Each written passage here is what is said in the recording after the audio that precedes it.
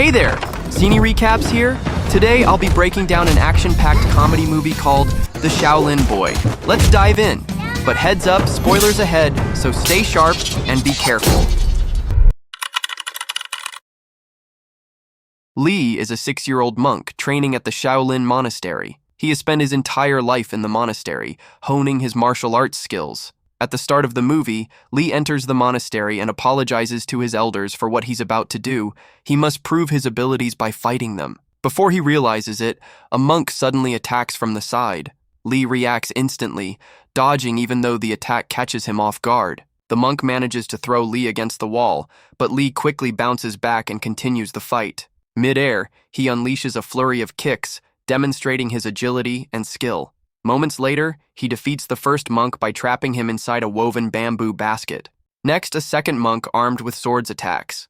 Lee skillfully disarms him, leaving his opponent with no choice but to surrender. Then, he faces the third and final monk. Even while meditating, the monk senses Lee approaching and skillfully flicks a prayer bead at a mirror, causing the reflection to temporarily blind Lee. In an instant, the monk grabs Lee and slams him to the ground. Just as he's about to land the final blow, Lee slides away and delivers a powerful kick to his chest. They continue battling, but in the end, Lee emerges victorious once again. He bows to the shrine and steps outside, while his opponents bow back in respect. The head monk informs Lee that he scored an impressive 88 out of 100 on the test, better than most students his age. Lee is preparing to leave for the city, where he'll be an exchange student at a new school. He'll be staying with a family of 3. Led by a renowned scientist who is a close friend of the head monk. After saying his goodbyes, Lee sets off for the city, eager to meet new people. The next scene introduces 15-year-old Feng, the leader of his school's taekwondo club. He has a younger sister, Shanshan, who's in 4th grade. She adores her brother and always cheers him on. The taekwondo club is managed by Yunji, who carefully analyzes Feng's matches and gives him feedback on how to improve. Though she clearly has a crush on him, she denies it whenever asked.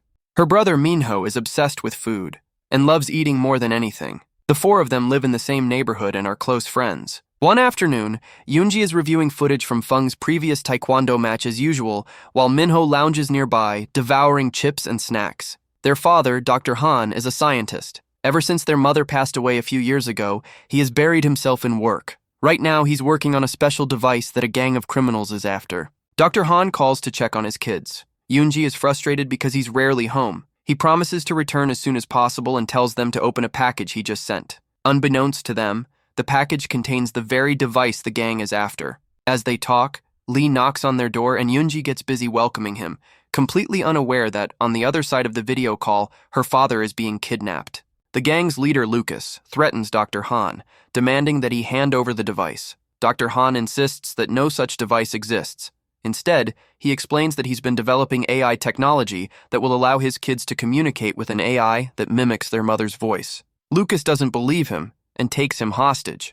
Reviewing the security footage, Lucas discovers that the device was shipped to Dr. Han's home and received by his children. 2 of his henchmen, Sage and Finn, volunteer to retrieve it, no matter what. Until they secure the device, Dr. Han will remain a hostage. Excited for their first real job as gangsters, Sage and Finn put on flashy disguises and head to Eunji's house. That night, Sage tries to break in, but Finn suggests they wait until the kids leave for school the next morning. Meanwhile, Lee is adjusting to his new surroundings. He notices Yunji watching a taekwondo match on TV and finds the sport fascinating.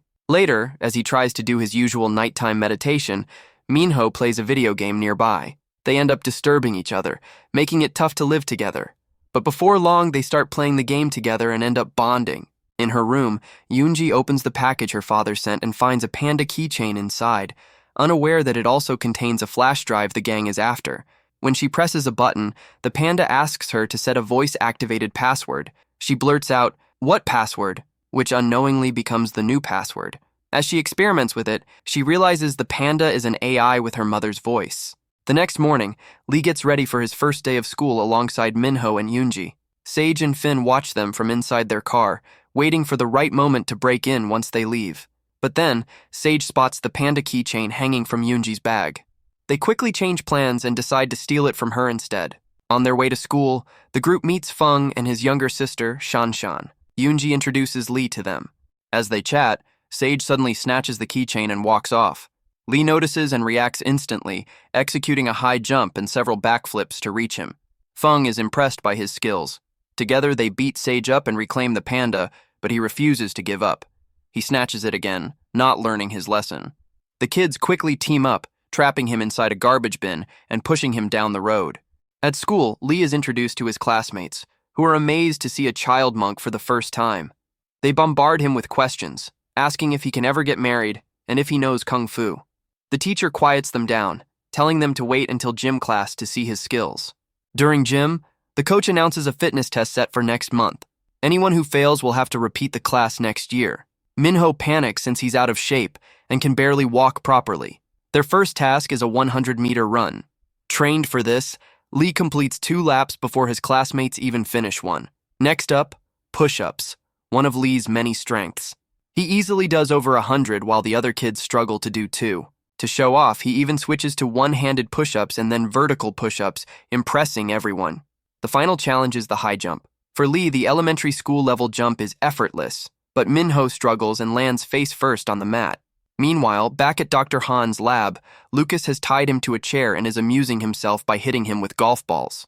To pass the time, Dr. Han teaches him techniques at his own expense. That night, Sage and Finn break into the house searching for the panda. Lee spots them and hides behind a stuffed animal, waiting to scare them. He plays tricks on the rookie gangsters, but they eventually catch sight of him and attack. Just as Yoonji comes downstairs, the thieves grab the panda and flee. Lee tells the others what happened, but his siblings assume he's joking. Later, Sage and Finn return to the lab, this time with golf balls stuffed in their mouths. Turns out, they accidentally stole a panda-shaped humidifier instead of the real device. Lucas, under pressure to deliver the device to his clients in 3 days, grows impatient.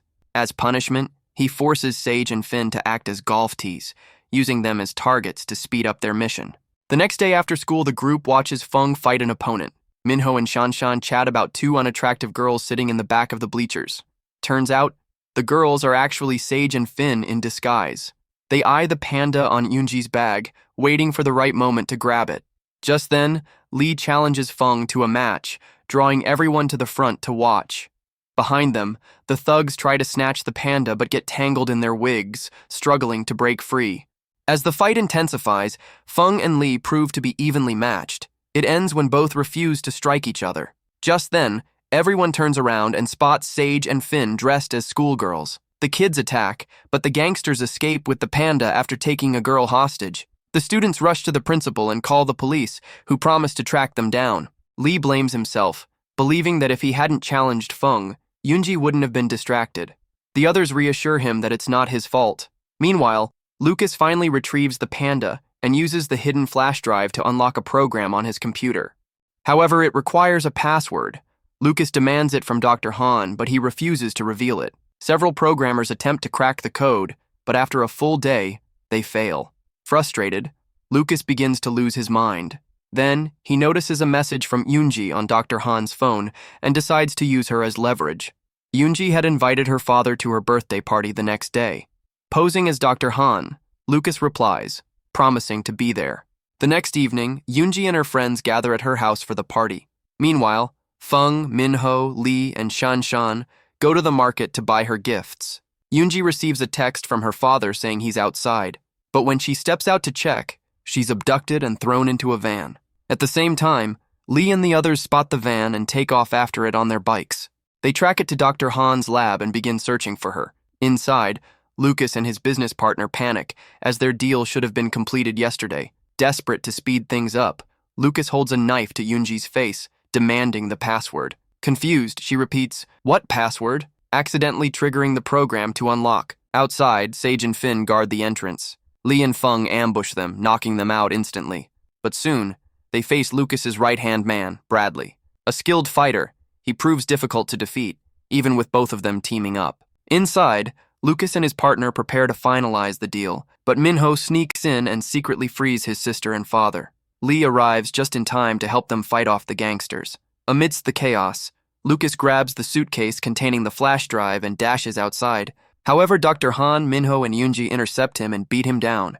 Meanwhile, Lee and Feng rejoin forces to take on Bradley. The fight is tough, but they eventually overpower him. Finally, the police arrive and put an end to everything. In the final scene, the school principal awards Lee and Minho for their bravery.